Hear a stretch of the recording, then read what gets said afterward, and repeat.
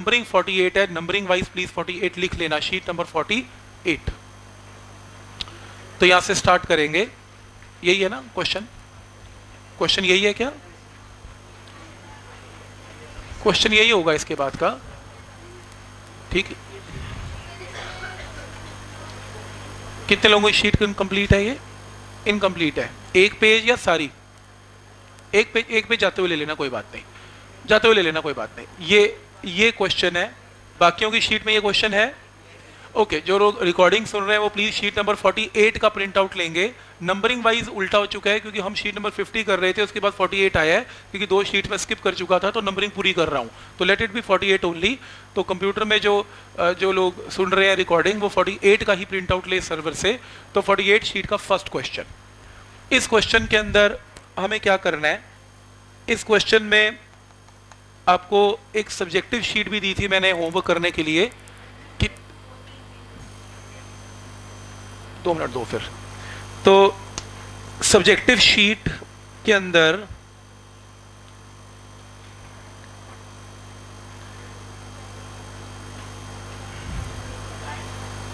ये रही subjective sheet number 19 दी थी मैंने, एंड इसका क्वेश्चन नंबर 1, एक बार स्टेटमेंट रीड करना please. Question number 1,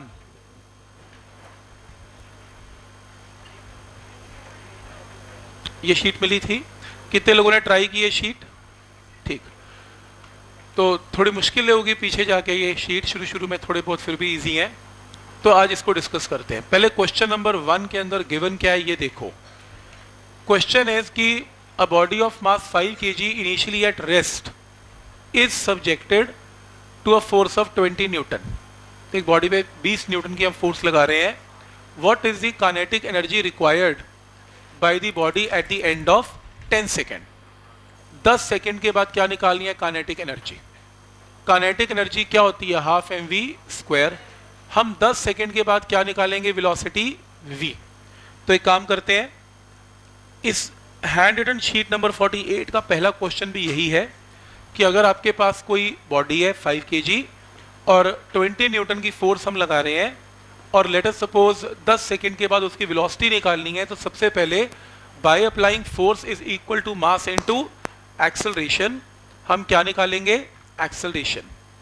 then by applying v is equal to u plus at, u की value is 0, a into T time 10 second given है, क्या निकलेगी?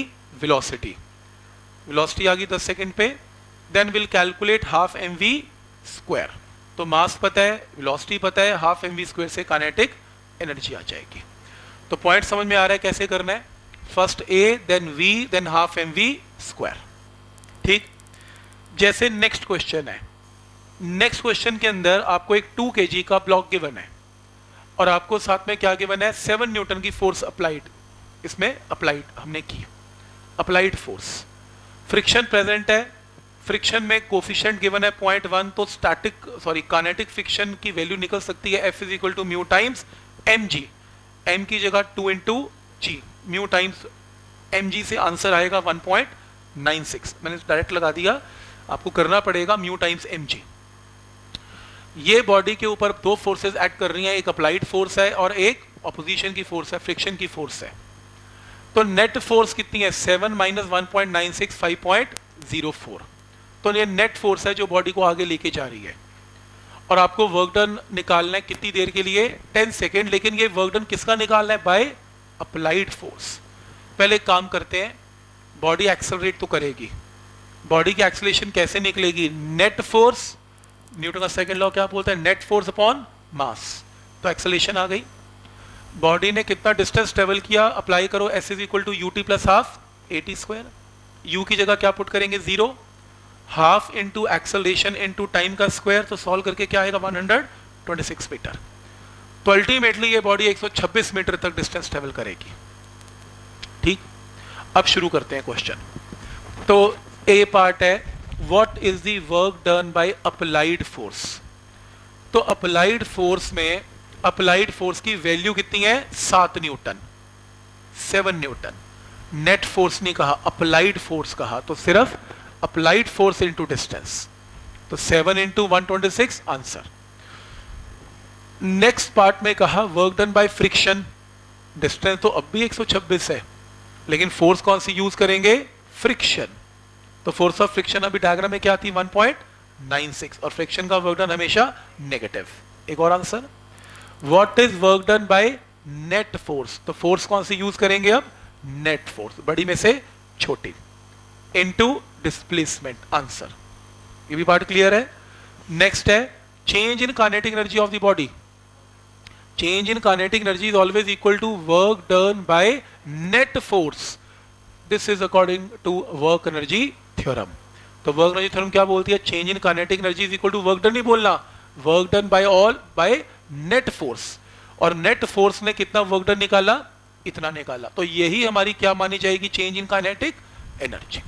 तो याद रहेगा work energy theorem gives the amount of the change in kinetic energy is amount of work done by net force. Clear है यहां तक, तो ये पार्ट हो जाएगा सॉल्व। ओके, जैसे ये नेक्स्ट पार्ट है, इस नेक्स्ट पार्ट के अंदर आपको क्या गिवन है, नेक्स्ट पार्ट करने से पहले एक चीज बता देता हूं, क्योंकि चैप्टर का नाम है वर्क एनर्जी एंड पावर, तो जो पावर होगी वो वर्क डन अपॉन टाइम होगा, या फिर एनर्जी डिवाइडेड बाय टाइम होगा। तो पावर की value work done by time या फिर एनर्जी डिवाइडेड बाय टाइम, कोई डाउट इसमें, ठीक है यहां तक, ये फॉर्मूला है, राइट। दूसरी चीज, power is equal to work done by time, जैसे मैंने बताया इसके यूनिट्स क्या होंगे, जूल पर सेकेंड, जिसको क्या लिखा जा सकता है, वॉट्स, ये भी क्लियर है, वॉट्स। नेक्स्ट है, क्योंकि power is equal to work done by time होता है, और वर्क डन क्या लिख सकते हैं, force into displacement by time. अगर कोई बॉडी इमेजिन करो कांस्टेंट वेलोसिटी से मूव करती हुई जा रही है, तो can we write S is equal to V into T, तो यहां से S बाय टी की वैल्यू क्या आ जाएगी, V, तो इसकी जगह क्या रिप्लेस किया जा सकता है, V। तो पावर का फॉर्मूला बन जाएगा फोर्स इनटू वेलोसिटी। कब काम आएगा, जब वेलोसिटी की वैल्यू क्या है, कांस्टेंट। अगर वेलोसिटी चेंज होगी तो पावर भी हर इंस्टेंट पे फिर चेंज होगी। क्लियर है यहां तक, तो ये फॉर्मूला नोट कर सकते हो यहां पे, प्लीज कहीं पे नोट कर लो।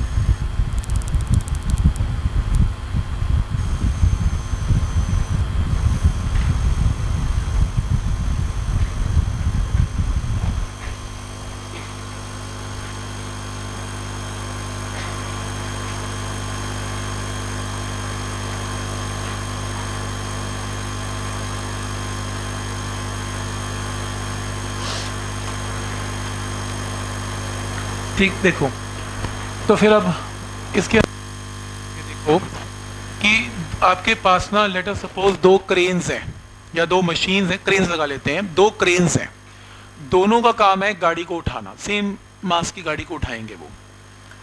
अब एक क्रेन क्या करती है, देखो अगर वो मान लो h हाइट तक किसी कार को उठाती है क्रेन, तो वो वर्क डन कितना करती है, इज इक्वल टू mgh। तो work done by crane is equal to mgh, जितनी हाइट उठाएगी उतना ही वर्क डन होगा, कोई डाउट इसमें, ठीक है यहां तक। अब mgh बाय टाइम, तो पावर क्या, कितनी पावर होगी क्रेन की, mgh divided by time t। दोनों क्रेन्स अगर h हाइट तक कार को उठाना चाहती हैं तो वर्क डन दोनों का सेम होगा mgh, पर एक क्रेन जल्दी ये काम करती है और एक लेट करती है, तो एक का टाइम कम है, एक का टाइम ज्यादा। जिसका टाइम कम होगा उसकी पावर ज्यादा होगी। गाड़ियों में भी तो यही होता है, दिल्ली जाना है, मारुति 800 भी दिल्ली जाती है, पर लेकिन कोई बड़ी गाड़ी होगी, मान लो कोई भी BMW गाड़ी है, वो भी तो जाएगी पर वो जल्दी पहुंचा देगी। क्यों? क्योंकि वही काम करेगी कम टाइम में, क्योंकि उसके इंजन की पावर ज्यादा है। पॉइंट समझ में आ रहा है? तो काम तो हर कोई मशीन करती है, लेकिन जो टाइम कम लेती है उसकी पावर ज्यादा होती है। तो क्वेश्चन ये है कि दोनों क्रेन्स की पावर अलग है, तो फिर दोनों का वर्क डन क्या सेम होगा? आंसर यस, वर्क डन तो सेम होगा, काम तो सेम करती हैं। पावर क्या सेम होगी? नहीं, पावर सेम नहीं होगी। जो टाइम कम लेगी उसकी पावर ज्यादा, जो टाइम ज्यादा लेगी उसकी पावर कम। तो ठीक हो गया यहां तक। लेकिन वर्क डन क्या होगा? सेम। ठीक, तो इस टाइप की प्रॉब्लम को कैसे हैंडल करना है समझ में आ रहा है? ये एक इंपॉर्टेंट, मतलब इंपॉर्टेंट तो नहीं कहूंगा, लेकिन नया टाइप का क्वेश्चन है जो आपको बड़े ध्यान से देखना है, जिसमें एफिशिएंसी का कॉन्सेप्ट बेस्ड है और एफिशिएंसी की प्रॉब्लम्स इंपॉर्टेंट है। देखो इसके अंदर क्या बताया जाता है। सबसे पहले एक एफिशिएंसी का मतलब समझ लो होता क्या है। एफिशिएंसी का जो सिंबल होता है वो ईटा होता है, ईटा। एफिशिएंसी का मतलब है कि output power divided by input power into 100। या तो ये डेफिनेशन है, या फिर output work done divided by input energy. Energy ये भी एफिशिएंसी का ही फॉर्मूला है। दोनों में से कोई भी यूज कर सकते हो। बस याद रहे एफिशिएंसी के कोई यूनिट्स नहीं होते। अगर ये वॉट्स है तो ये भी वॉट्स है, अगर ये जूल है तो ये भी जूल है। ठीक, या तो वॉट्स अपॉन वॉट्स या जूल्स अपॉन जूल्स। अब इंपॉर्टेंट ये है कि जैसे कोई मशीन है, कोई मशीन आप बिजली से ऑन करते हो, चलाते हो, मोटर है, कुछ भी है, तो इनपुट एनर्जी वो क्या ले रही है? इलेक्ट्रिकल एनर्जी इनपुट एनर्जी है। बिजली की एनर्जी जो है, पावर, बिजली की जो पावर है वो इनपुट पावर मानी जाएगी। मान लो पानी को ऊपर चढ़ाती है बिल्डिंग के, तो आउटपुट क्या माना जाएगा? आउटपुट माना जाएगा, क्योंकि वो पानी को ऊपर चढ़ा रही है तो वर्क डन कितना कर रही है? mgh upon time. ये जो पावर आएगी, ये कौन सी पावर आएगी? आउटपुट आएगी। आउटपुट बिजली की फॉर्म में कैसे आएगी? आउटपुट तो कुछ काम ही, मशीन तो कोई काम ही करेगी, तो आउटपुट में कुछ काम करके दिखाएगी मशीन, और इनपुट में कुछ भी फॉर्म में एनर्जी ले सकती है। कोयले की फॉर्म में ले सकती है कोई मशीन, कोल ले सकती है, पेट्रोल ले सकती है, डीजल ले सकती है, बिजली की कुछ तो इनपुट लेगी जिसे मशीन चलेगी, वो इनपुट पावर है। या सेकेंड डेफिनेशन ध्यान से देख लो, कोई मशीन है, कोई कार है, उसकी एफिशिएंसी निकालनी है, वो कितना चलेगी? चलेगी का मतलब कितना वर्क डन करेगी? Force into displacement. जितना चल पड़ी उतना ही आउटपुट आ गया, डिवाइडेड बाय इनपुट क्या लेगी? In the form of petrol. Petrol को बर्न करके वो पेट्रोल की एनर्जी निकालेगी, तो वो उसकी इनपुट एनर्जी होगी। अगर वो इलेक्ट्रिसिटी से चलने वाली कार है तो इनपुट में क्या ले रही है? Electrical energy. आउटपुट में क्या कर रही है? काम ही करके दिखा रही है। तो आउटपुट में हमें वर्क डन ही करवाना होता है किसी भी मशीन से, इनपुट में वर्क डन नहीं। कार को धक्का मार के ये नहीं कहूंगा कि कार को मैं ही धक्का मारूंगा और देखो कार भी चल पड़ी, तो 100% एफिशिएंसी है यार। जितना मैं धक्का मार रहा हूँ, मतलब मैंने वर्क डन किया और आउटपुट भी वर्क डन आया, ऐसे तो मशीन का फायदा ही नहीं, जो मैंने ही काम कर दिया। तो इनपुट में क्या दूंगा? किसी ना किसी फॉर्म में एनर्जी। आउटपुट में क्या मिलेगा? Work done. तो डेफिनेशन क्लियर है। और ज्यादातर क्या, सारी मशीनों की एक ही प्रॉब्लम है, एनर्जी ज्यादा लेती है, वर्क डन कम करती है। तभी तो एफिशिएंसी कार्स की 100% का आती है, बहुत कम आती है। इतना महंगा पेट्रोल डलवा और चलती कितनी है? कुछ भी तो नहीं चलती वो 1 लीटर के हिसाब से, क्योंकि उसमें उसको बहुत सारे काम करने हैं, उसको एसी भी चलाना है, तेज भी लेके जाना है, और बहुत सारी फीचर्स हैं उसके। लेकिन अगर बड़ी सिंपल सी कार बनाई जाए जिसमें कुछ ना करना, बस चलना ही है, तो बात खत्म, वो सबसे ज़्यादा एफिशिएंट हो जाएगा। कुछ नहीं करना, फिर तो 4 पहिए का ऑटो ही बना दो, ऑटो ज़्यादा चलेगा। कार भारी है, भारी होने से वो थोड़ा कम चलेगी, क्योंकि भारी है। क्यों भारी है? इंजन भारी है। इंजन क्यों भारी है? उसमें और भी उसने काम करना है, एसी भी चलाना है, बोलता रहा हूँ, बहुत सारी काम, और पावर भी देनी है उसने गाड़ी को, तो बहुत सारी चीज़ें, ऐसे एफिशिएंसी कम हो जाती है। पॉइंट समझ में आ रहा है यहाँ तक? अब शुरू करते हैं क्वेश्चन। किसी घर में एक टैंक लगा हुआ है पानी का, वो पानी का टैंक 40 मीटर ऊपर लगा हुआ है। हम पानी को चढ़ा नहीं सकते 40 मीटर ऊपर, तो हम क्या लगाएंगे? नीचे पंप लगाएंगे पानी का। वो पंप की एफिशिएंसी कितनी है? 30% है। पंप किससे चलता है? बिजली से चलता है। बिजली लेगा, इलेक्ट्रिकल एनर्जी लेगा, उसका 70% खराब कर देगा, 30% का वर्क डन कर देगा। और वर्क डन में क्या करेगा, पानी को ऊपर चढ़ा के दे देगा। पानी कितनी हाइट पर चढ़ेगा, 40 मीटर। तो एक पंप की कुछ चीजें गिवन है इसमें, जो टैंक है कितना पानी का भरना है, 30 मीटर क्यूब का टैंक है, तो पानी कितना स्टोर हो जाएगा, 30 मीटर क्यूब गिवन है। कितनी देर में हो जाएगा, 15 मिनट में होगा। क्वेश्चन है कितनी electrical power, input power electrical power है, क्योंकि बिजली आउटपुट नहीं है किसी मोटर में, input electrical energy is always input energy. तो कितनी बिजली की power, electrical power is consumed by the pump, तो पंप बिजली की पावर कितनी कंज्यूम करेगा, ये क्वेश्चन है। तो सबसे पहली चीज एफिशिएंसी का फॉर्मूला लिख लो। एफिशिएंसी का फॉर्मूला यहां पर क्या, output power by input power. ये बताओ बिजली की जो पावर है, इलेक्ट्रिकल पावर है, इनपुट है कि आउटपुट है, इनपुट है, बिजली से मोटर पंप चलेगा। फिर आउटपुट क्या है, आउटपुट है पानी का ऊपर चढ़ना। तो यानी कि आउटपुट में पता है क्या आएगा, आउटपुट इज एनर्जी कितनी है, पानी जो वर्क डन करेगा वो पंप क्या करेगा, mgh। लिख लो यहां पर output work done, energy slash output work done, यहां लिखो energy slash output work done. तो पंप आउटपुट वर्क डन क्या करेगा, mgh। ठीक, तो पंप आउटपुट का वर्क डन क्या करेगा, mgh। लेकिन मास तो मुझे गिवन ही नहीं, कोई बात नहीं। मास क्या होता है, वॉल्यूम इनटू डेंसिटी। आपको वाटर के केस में कभी भी डेंसिटी गिवन नहीं होगी, आपको याद रखनी है। एसआई सिस्टम में पानी की डेंसिटी है 1000 और सीजीएस में 1। तो क्योंकि वॉल्यूम मुझे गिवन है 30 एसआई में, तो डेंसिटी 1000 है, मल्टीप्लाई करके क्या जाएगा, मास। तो कितना पानी का मास ऊपर चढ़ेगा, इतना। अब इनपुट पावर क्या होगी, इलेक्ट्रिकल, आउटपुट में क्या होगा, mgh अपॉन टाइम, पावर की बात हो रही है, ये वर्क डन है, वर्क डन को टाइम से डिवाइड करेंगे तो आउटपुट पावर आ जाएगा। कोई डाउट इसमें। तो अब एफिशिएंसी का फॉर्मूला लगाते हैं। एफिशिएंसी के फॉर्मूले में एफिशिएंसी को क्या पुट करेंगे, 30%। परसेंट के लिए ये 100 कहां चला जाएगा, इसके नीचे, तो 30/100। आउटपुट पावर में क्या लिखेंगे, mgh upon time t। Input में क्या लिखेंगे, इलेक्ट्रिकल पावर, जो मुझे निकालनी है, क्योंकि यहां पर input power is electrical power. तो आपको इस क्वेश्चन के अंदर m पता है, g पता है, h पता है और t पता है, तो क्या नहीं पता, p input power cross multiply करके आंसर आ जाएगा। क्या ये पॉइंट क्लियर है यहां तक, ठीक है यहां तक।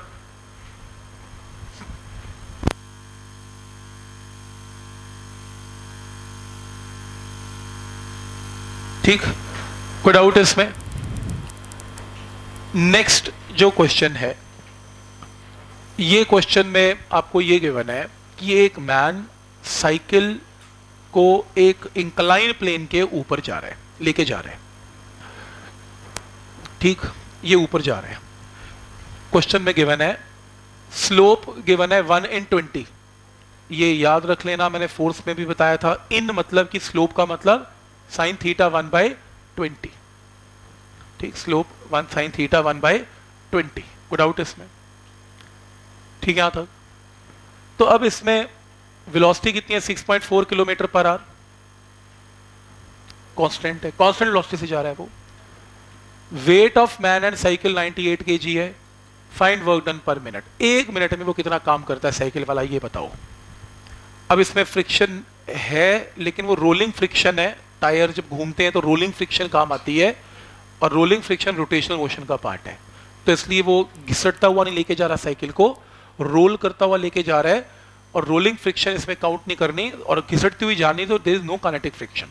तो फ्रिक्शन को इसमें शॉर्ट कंसिडर नहीं करना। अगर करना होता वो आपको म्यू दे देता, अगर म्यू नहीं दे रहा तो फ्रिक्शन को कंसिडर नहीं करना।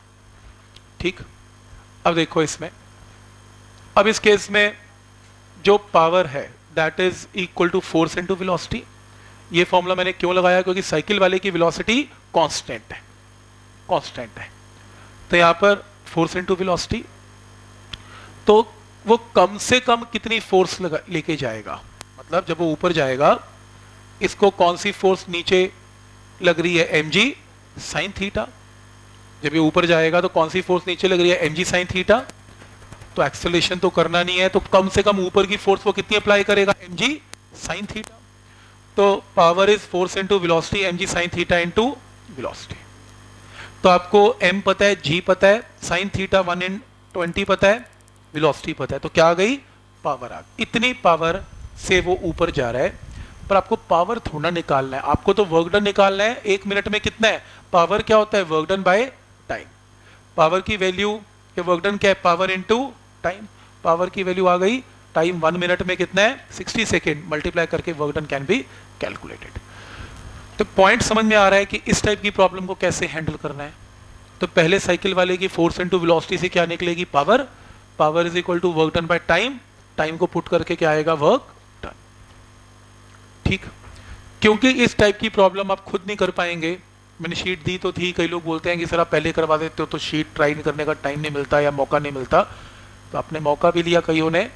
आपको मुश्किल लगेंगी ये प्रॉब्लम्स, क्योंकि मेरा मानना है कि वर्क बाय एनर्जी का चैप्टर अगर हिलाना है, हिलाना मतलब कि जब आपको लगेगा कि हाँ मुझे कुछ आ रहा है, तो मुझे लगता है कि मेरे को कम से कम 100 न्यूमेरिकल करके दिखाना पड़ेगा, तब आपको लगेगा कि वो भी 2 बार टेस्ट लेने के बाद कि हाँ अब मैं भी कुछ कर सकता हूँ, क्योंकि इसकी वैरायटी ऑफ न्यूमेरिकल बहुत ज़्यादा है।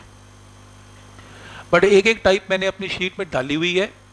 ये शीट्स के बाद और शीट्स हैं मेरे पास, मतलब आप ये लगा के चलो कि मुझे लगता है कि इन शीट्स के बेस पे आपका जो भी क्वेश्चन आएगा वो आपसे हो जाना चाहिए। आज तक तो हुआ ही है लोगों से, मतलब कॉन्फिडेंस आया ही है। 100 में से यार एक तो क्वेश्चन आना है, 100 की रेशियो में से एक प्रोबेबिलिटी बहुत हाई है कि हम ठीक कर ही लेंगे। मोर वो एफिशिएंसी, मोर इनपुट मोर आउटपुट। ठीक, तो जितना इनपुट दोगे उतना ही। 4 न्यूमेरिकल में से क्या निकल के आएगा? कुछ नहीं आएगा, 4 में 0 ही हो जाएगा जो भी है। फिर तो 4 ही मत कराओ, फिर तो बंदा कहता है थ्योरी करके सीबीएसई बस काम कराओ, कंपटीशन कराओ मत। कराना है तो फिर ठीक तरह कर लो, फिर जो करना है। ठीक, तो पॉइंट समझ में आ रहा है यहाँ तक? और भी क्वेश्चंस हैं वर्क एनर्जी पार के, वैसे यहाँ तक खत्म नहीं है, ये मिनिमम पॉसिबल है। उसके लिए अब मैं एक काम शुरू करने वाला हूँ, अगले हफ्ते से मैं ऑनलाइन टेस्ट ही स्टार्ट करने वाला हूँ। ऑनलाइन प्रैक्टिस शीट्स बोल लो, तो उसमें शीट देने की जरूरत नहीं है, आपको पासवर्ड मिल जाएगा। आप ऑनलाइन जितने क्वेश्चन, कईयों को और डिमांड होती है और क्वेश्चन वैरायटी चाहिए और चाहिए और चाहिए, तो उसमें हम अपलोड कर देंगे, जिसको जो करना है उसमें करे। और उसके अंदर सोल्यूशन साथ में आ जाते हैं। जब आप अटेम्प्ट करते हो पेपर, कितने राइट कितने रॉन्ग, तो वो सारा उसमें लिखा होगा सारा कुछ, तो आप प्रैक्टिस घर पे भी कर पाओगे। ठीक, तो अभी लेकिन अभी नहीं शुरू करना चाहता, अभी एग्जाम्स हैं आपके, आप आराम से पहले एग्जाम्स दे लें, उसके बाद फिर स्टार्ट करेंगे। ठीक, पॉइंट समझ में आ रहा है यहाँ तक? तो नेक्स्ट क्वेश्चन के लिए उसी शीट पे वापस जाएं और क्वेश्चन नंबर 8 करें। 8 की स्टेटमेंट पढ़े, रादर 8th क्वेश्चन की स्टेटमेंट पढ़ें। सब्जेक्टिव शीट 19 का 8th क्वेश्चन की स्टेटमेंट पढ़ें।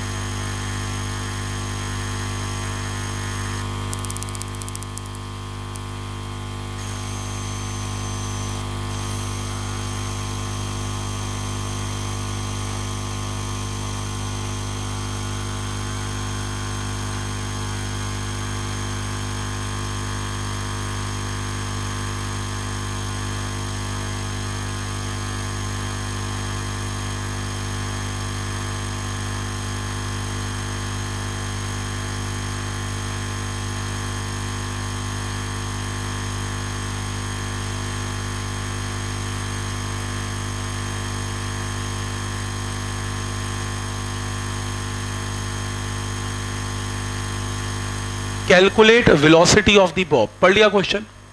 देखो क्वेश्चन है, क्वेश्चन ये है कि एक बॉब है, ये बॉब कितनी हाइट पर है? 10 सेंटीमीटर हाइट पर है, ग्राउंड से 10 सेंटीमीटर पे है, तो एच पता लग रहा है 10 इंटू 10 की पावर -2। मैंने यहां से इसे रिलीज कर दिया तो पेंडुलम की तरह ये नीचे नीचे नीचे आया और it will attain a tangential velocity at the lowest point, v हो जाएगा। आपको बताना है v की वैल्यू क्या होगी। हमने ऐसे क्वेश्चन सर्कुलर में बहुत किए। क्या करते थे? Energy conservation. अगर यहाँ की वेलोसिटी पता है, यहाँ की वेलोसिटी क्या है? u इज इक्वल टू 0, लिख लो u इज इक्वल टू 0, और मुझे यहाँ की वेलोसिटी बताना है and it's a part of a circular motion, तो याद आ रहा होगा हर जगह एनर्जी कंजर्वेशन लगता है, तो लगाएं। यहाँ पर sum of potential and kinetic और यहाँ पर sum of potential and kinetic will remain same. बोलो यहाँ पर अगर ये ग्राउंड है, यहाँ पर पोटेंशियल एनर्जी बोलो कितनी है? mgh। काइनेटिक क्या होगी यहाँ पर? 0, क्योंकि बॉल यहाँ पर क्या है? At rest. फिर यहाँ पर क्या हो जाएगी? काइनेटिक हाफ mv², पोटेंशियल क्या हो जाएगी? 0। ठीक, ग्राउंड पे आती है पोटेंशियल 0, तो यहाँ पर सिर्फ पोटेंशियल होगी mgh, काइनेटिक 0, यहाँ पर होगी काइनेटिक पोटेंशियल 0, और according to energy conservation we are moving against gravity या फेवर ऑफ ग्रेविटी। ग्रेविटी की फोर्स इज कंजर्वेटिव, तो we can apply energy conservation. अब तो बताने की जरूरत ही नहीं है। तो यहाँ पर sum of potential and kinetic and sum of potential and kinetic का सम सेम, एम से एम कैंसल, v की वैल्यू आ गई, h की वैल्यू पुट करेंगे आंसर। कोई डाउट इसमें? मेथड समझ में आ रहा है कि जब भी पेंडुलम नीचे आएगा और वेलोसिटी निकालनी होगी we will apply energy conservation. Clear है यहां तक? इसी बेस पे नेक्स्ट क्वेश्चन पढ़ना, नाइन्थ क्वेश्चन।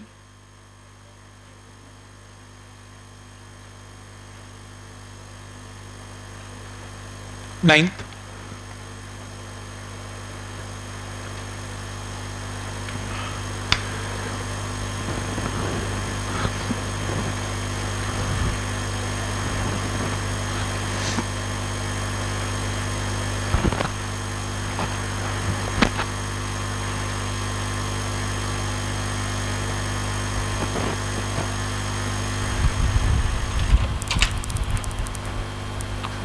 आप में से कितने लोग हैं जिनको रोटेशनल मोशन अभी एक्स्ट्रा में करना है, रिकॉर्डिंग्स में करना है? मैंने वहाँ डेस्कटॉप पे फोल्डर बनाया है सिस्टम के बिल्कुल जहाँ बाहर से प्रिंट निकालते हैं, डेस्कटॉप पे बना हुआ है रोटेशनल मोशन का फोल्डर। तो जब भी आप प्लीज़ लास्ट ईयर की रिकॉर्डिंग सुने, सारी शीट्स मत लें, सिर्फ जो शीट्स मैंने उसमें रखी हुई हैं उसके प्रिंट आउट ले जाएं, बस जितना उसमें गिवन है वही कर लें। 50% रिड्यूस हो गया काम आपका। मेन काम मैंने प्रिंट आउट निकाल दिया, बाकी मैंने छोड़ दिया। ठीक है, तो आपको आइडिया हो जाएगा कि रोटेशन में आपको क्या करना है। ठीक है, सो 9th क्वेश्चन की प्रॉब्लम पता है क्या है? इस क्वेश्चन की ये प्रॉब्लम है कि ये पेंडुलम है, ये पेंडुलम यहां से यहां आ रहा है, वेलोसिटी v निकालो। अरे क्वेश्चन तो सेम है, हाइट क्या होगी इसमें? 1.5, सेम है, पर एक प्रॉब्लम है। वो कह रहे हैं नीचे आते आते आते आते आते क्या हुआ? 5% ऑफ एनर्जी डिसिपेट हो गई, खराब हो गई। नॉर्मली ऐसा होता नहीं। नॉर्मली पिछले क्वेश्चन में क्या था कि यहां पर जो भी टोटल एनर्जी और यहां पर टोटल एनर्जी जो भी है उनका सम क्या था? सेम, पर अब होगा नहीं। वो कह रहे हैं यहां पर जो भी एनर्जी है नीचे आते आते इसका 5% खराब हो जाएगा। अब बताओ वेलोसिटी v क्या होगी? अगर खराब ना होता फिर तो यही क्वेश्चन लगा के मैं अपना आंसर निकाल देता, पर अगर खराब हो गया कोई बात नहीं। तो बताओ जब ये पेंडुलम यहां से चला तो इनिशियल वेलोसिटी u क्या थी? 0। v मुझे निकालना है। यहां पर पोटेंशियल क्या थी? mgh, h का मतलब 1.5, काइनेटिक क्या थी? 0। अब यहां आते आते आते आते पूरी की पूरी पोटेंशियल काइनेटिक में कन्वर्ट नहीं हो पाई। कितनी खराब हो गई? आते आते mgh थी, कितनी खराब हुई? 5%, तो बची कितनी? 90। तो जो भी एनर्जी वहां पर थी mgh, उसका 95% जो भी होगा वो किस में कन्वर्ट हो गया? काइनेटिक एनर्जी में। स्टेप समझ में आ रहा है? अगर कोई एनर्जी लॉस ना होता तो फिर कोई दिक्कत नहीं, फिर तो यही इक्वेशन थी, पर लॉस हो गया तो जो भी यहां पर एनर्जी थी उसका 95% ही काइनेटिक में कन्वर्ट हो पाया। m से m कैंसल, v की वैल्यू कैन बी कैलकुलेटेड, और हाइट क्या पुट करेंगे? 1.5 आंसर। तो फर्क समझ में आ रहा है? अगर कोई एनर्जी लॉस नहीं है फिर तो ऐसे इक्वेट कर देंगे, एनर्जी लॉस है तो फिर परसेंटेज लगा के करेंगे। ठीक। नेक्स्ट क्वेश्चन जो है असाइनमेंट का 10th अबाउट 4 इंटू 10 की पावर 4 kg ऑफ मैटर पर सेकेंड। तो ये मुझे क्या गिवन है, मास पर सेकेंड, यानी कि 4 इंटू 10 की पावर 10 kg मास पर सेकेंड गिवन है। इस कन्वर्टेड इंटू एनर्जी द सन। तो कह रहे हैं एनर्जी क्या होगी, एनर्जी क्या होता है mc square, delta mc square या mc स्क्वायर। तो मास can be converted into energy by equation mc square. तो अब प्रॉब्लम क्या है, यहाँ मास नहीं गिवन और हमें पावर निकालनी है। काम करते हैं, दोनों को टाइम से क्या कर लेते हैं, डिवाइड। दोनों को टाइम से डिवाइड करेंगे तो एनर्जी पर यूनिट टाइम क्या आ गई, पावर। मास पर यूनिट टाइम क्वेश्चन में गिवन है 4 इंटू 10 की पावर 10 इंटू 3 इंटू 10 की पावर 8 का होल, इतने वॉट्स आपके पास आंसर आ जाएगा। ठीक है, यहां तक।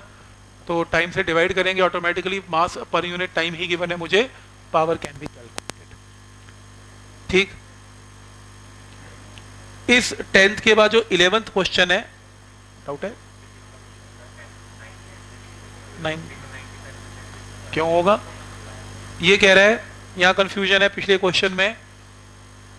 वो कह रहा है कि यहां पर वेलोसिटी का 95% करो। नहीं, देखो आप ये देखो कि इनिशियल एनर्जी क्या थी, मान लो 100 जूल थी। अगर एनर्जी लॉस ना होता तो यहां पर भी 100 ही होता, पर वो कह रहा है यहां पर तो 100 थी, आते आते 5% खराब हो गई, तो यहां कितनी कन्वर्ट हुई, 95। तो 95 is equal to half mv square. तो हाफ mv तो वही बात होगी कि ये यहां से 100 रुपए थे, 5 रुपए जो है लॉस हो गया, तो बचे कितने, 95। अब मैं ये तो नहीं कहूंगा यहां पर भी 95% करो, ये तो बचा हुआ यहां मिल गया नीचे। ठीक है, रिमेनिंग एनर्जी नीचे आ गई ना। ओके, नेक्स्ट असाइनमेंट का जो क्वेश्चन नंबर 11 है ना, वो हमने ऑलरेडी कर लिया था पिछली शीट में, जिसमें वो कह रहा है कि momentum of the body is doubled. अगर मोमेंटम डबल करेंगे तो परसेंटेज काइनेटिक एनर्जी कितनी चेंज होगी। आपको याद होगा काइनेटिक एनर्जी का फॉर्मूला मैंने क्या करवाया था, पी स्क्वायर बाय 2m।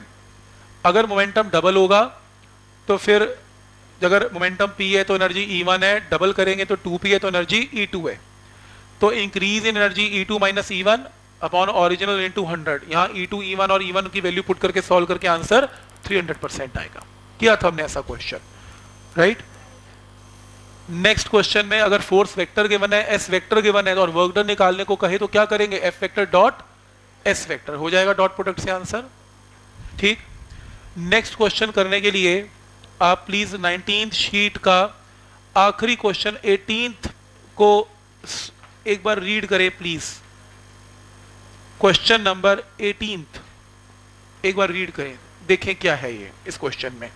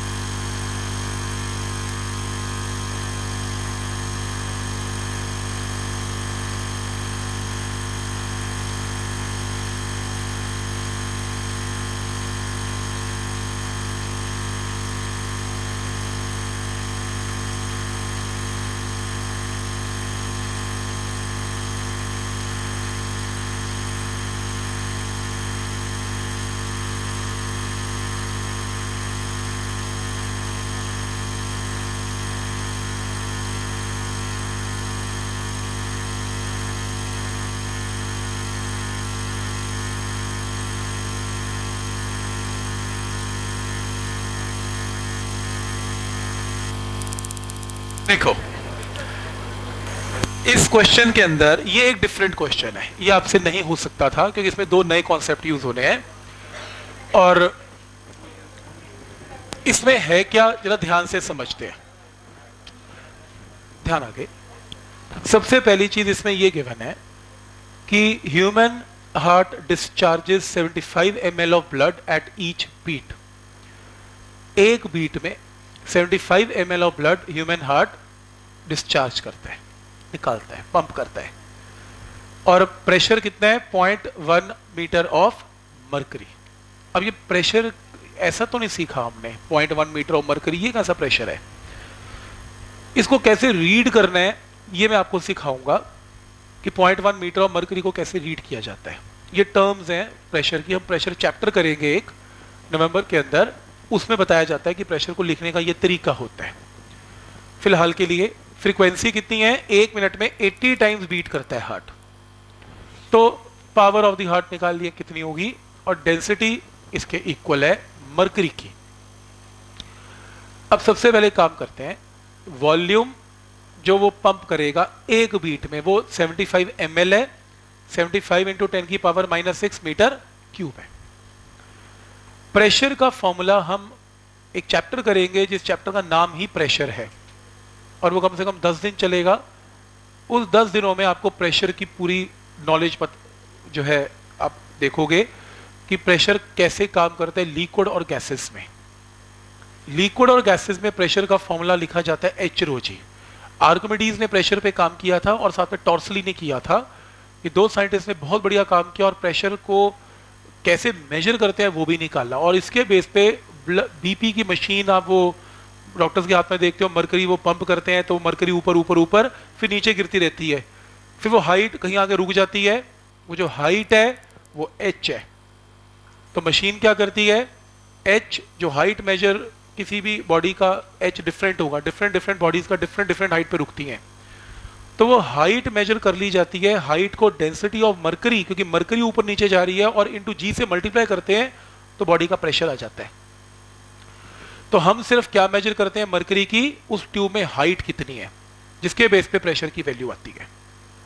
पर ये फॉर्मूला कहां से आता है ये आज मैं आपको बता नहीं पाऊंगा, क्योंकि तो बहुत लंबा काम है, पूरा चैप्टर के अंदर डिस्कस होगा ये प्रेशर निकलता कैसे है। अभी आपको याद करना पड़ेगा ये एज इट इज, कोई ये ना पूछे कहां से आया, बस ये फॉर्मूला होता है। अगर एच की फॉर्म में आपको प्रेशर निकालना हो, काम कैसे करता है फॉर्मूला वो सिखाता हूं। जैसे अगर आपको न्यूमेरिकल में गिवन है 0.1 मीटर ऑफ मरकरी, यानी कि ट्यूब के अंदर क्या मूव कर रही है, मरकरी, और कितने मीटर पे आके रुक गई, 0.1 मीटर, तो आप एच की जगह क्या पुट करोगे, 0.1। अब डेंसिटी किसकी यूज करोगे, मरकरी इंटू जी, यहां से प्रेशर आएगा एच रो जी के फॉर्मूले से। जैसे किसी और न्यूमेरिकल में गिवन होगा pressure is 0.1 metre of water, यानी कि पानी के साथ मेजर कर रहे हैं, तो 0.1 इंटू डेंसिटी किसकी यूज हो जाएगी, अब वाटर की इंटू जी। तो आज के बाद किसी भी लिक्विड का प्रेशर ऐसे गिवन होना 1 मीटर ऑफ वाटर, तो एच रो जी के फॉर्मूले में प्रेशर आ जाएगा। अगर गिवन हो 2 मीटर ऑफ मरकरी कॉलम, तो 2 into density of mercury into G, ऐसे प्रेशर निकलता है। पर ये कैसे निकलता है तो लंबी कहानी है, इसको यूज करना आ गया। आज के न्यूमेरिकल के लिए कम से कम ये तो पता लग गया कि अगर 0.1 मीटर इंटू डेंसिटी इंटू जी है तो प्रेशर तो जो हार्ट लगा रहा है वो हमें पता लग गया। पी फॉर यहाँ पर प्रेशर है, पावर नहीं है, लिख लेना, हेयर पी इज प्रेशर, पढ़ते पढ़ते कहीं पावर में कंफ्यूजन ही ना हो जाए। पी फॉर प्रेशर है एच रो जी, लिख लेना, ठीक। तो देखो, तो इसके अंदर pressure is equal to 0.1 metre into density of mercury into g, 0.1 into density of mercury पता है इंटू जी, तो ये वैल्यू किसकी इक्वल आ गई आपके पास, ये प्रेशर की वैल्यू आ गई। एक बीट में हार्ट ने वर्क डन कितना किया। अब ये सेकंड कॉन्सेप्ट है जो इसके अंदर नया यूज हो रहा है, जो हमने नहीं किया, और जो केमिस्ट्री और जो आपके जो फिजिक्स के अंदर थर्मोडायनेमिक्स चैप्टर है उसमें बताया जाएगा। वो क्या, सपोज करो, इधर देखो, सपोज करो आपके पास एक सिलेंडर में गैस है, ठीक, सिलेंडर में गैस है, ये गैस का टेम्परेचर इंक्रीज हो गया, ये एक्सपैंड हो गई और पिस्टन थोड़ा ऊपर मूव कर गया, ठीक है। एक पिस्टन है, रादर इस पिस्टन को ऐसे ड्रॉ करते हैं ये सिलेंडर है, ये पिस्टन है, ये रहा, ये पिस्टन है ऐसे, ठीक, और ये सिलेंडर है। तो ये पिस्टन यहां पे था, ये पिस्टन थोड़ा सा ऊपर आ गया। क्यों ऊपर आया? क्योंकि गैस ने क्या लगाया नीचे से? प्रेशर, फोर्स लगाई या प्रेशर लगाया। अब मुझे समझ में आ रहा है कि ये मान लो कितना डिस्प्लेस हो गया बाय dx, हल्का सा dx अमाउंट से डिस्प्लेस हो गया जब गैस ने नीचे से क्या लगाया? प्रेशर, ठीक। और मान लो कितना एरिया, ये डिस्क देख रहे हो पिस्टन की, ये एरिया ऑफ क्रॉस सेक्शन कितना है? ए। तो गैस ने फोर्स कितनी लगाई? जो प्रेशर होता है उसका फॉर्मूला क्या होता है? Force divided by area. तो force is equal to pressure into area. तो कितनी फोर्स लगाई पिस्टन के ऊपर, इस पूरे पिस्टन के ऊपर? तो force is equal to pressure into area, ये फोर्स लग गई। तो कितना वर्क डन किया? अब स्मॉल वर्क डन करेगा ये गैस, क्यों? क्योंकि डिस्प्लेसमेंट स्मॉल है। तो वर्क डन क्या होगा? Work done is equal to force into displacement. Small work done will be equal to force क्या है? Pressure into area. अगर मैं ए एरिया को इसकी लेंथ से मल्टीप्लाई करूं तो मालूम है क्या आएगा? इसका वॉल्यूम। देखो सिलेंडर है, सिलेंडर का एरिया बेस का पाई आर स्क्वायर को एच से मल्टीप्लाई करो, pi R square into H is volume of the cylinder. यही रूल है। तो यानी कि आप एरिया को dx से मल्टीप्लाई करोगे तो ये क्या आ जाएगा? Volume, small volume, small volume. तो स्मॉल वर्क डन क्या आ गया? P into D. Total work done के लिए दोनों साइड्स को क्या करेंगे? इंटीग्रेशन। तो आपके पास क्या आ जाएगा? Pressure into change in V नहीं होता, बेसिकली चेंज इन वॉल्यूम होता है ये बेसिकली। तो मतलब मैं आपको एक फॉर्मूला सिखाने जा रहा हूं, प्रेशर को चेंज इन वॉल्यूम से अगर मल्टीप्लाई करेंगे तो किसी भी गैस का या लिक्विड का work done can be calculated. हालांकि ये आपको केमिस्ट्री के टीचर सिखाएंगे और फिजिक्स में मैं आपको थर्मोडायनेमिक्स दिसंबर में सिखाऊंगा, अभी तो लंबा काम है। तो मैं अभी सिर्फ फॉर्मूला यूज करने जा रहा हूं, लेकिन एक हिंट देना था मुझे कि कैसे ये टर्म्स बनती हैं। रिक्वायर्ड नहीं है अभी के लिए, इतना रिक्वायर्ड है, एक बीट के लिए वर्क डन कितना करेगा heart? Pressure into volume. Pressure हमने निकाल लिया और वॉल्यूम हमें पता है कितना बाहर निकालेगा, 75 ml। मल्टीप्लाई करके एक बीट का वर्क डन आ गया। एक मिनट में कितने बीट, कितनी बार बीट करता है वो? 80 टाइम्स। तो फिर 80 बीट्स का टोटल वर्क डन के लिए जो भी एक बीट का वर्क डन आया उसको 80 से क्या कर लिया? मल्टीप्लाई। टोटल वर्क डन आ गया। टोटल वर्क डन कितनी देर में हुआ? एक मिनट में, 60 सेकंड में। तो टोटल वर्क डन को 60 से डिवाइड करेंगे तो क्या आ जाएगी? P फॉर पावर लिख लेना, यहाँ पे प्रेशर नहीं अभी है। Power is equal to total work done by total time. तो पावर की वैल्यू आएगी 1.33 वॉट। तो इस तरीके से इस क्वेश्चन को किया गया। मतलब पहले हमने प्रेशर निकाला by H rho g, pressure को वॉल्यूम से मल्टीप्लाई किया तो वर्क डन आया, 80 से मल्टीप्लाई किया टोटल वर्क डन आया, टोटल वर्क डन को टाइम से डिवाइड किया तो पावर की वैल्यू आ गई। 3-4 स्टेप्स हैं इसमें, बट एक नया क्वेश्चन है, आप ये ट्राई नहीं कर सकते थे जब तक आपको ये दो चीजों के बारे में आइडिया ना हो। बट क्लियर है यहां तक? कोई डाउट इसमें? ठीक ठीक।